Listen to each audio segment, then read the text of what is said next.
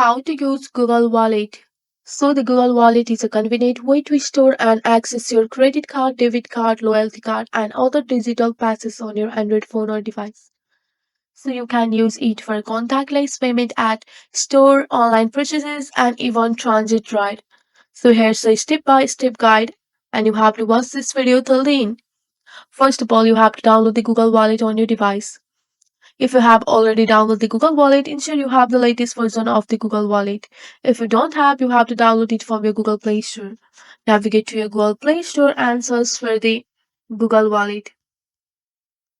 Once you have searched for the Google Wallet here, if you find the Google Wallet, you have to install that on your device.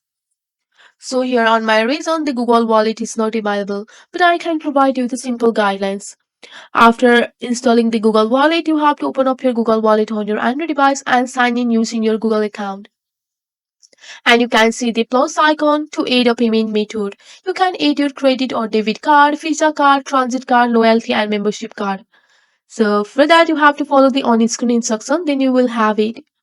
And for a security reason, you have to set a lock screen too. So this way you can easily use your Google Wallet. That's it for today. If you like this video, please hit that like button and subscribe for more. I will see you in the next one. Thank you.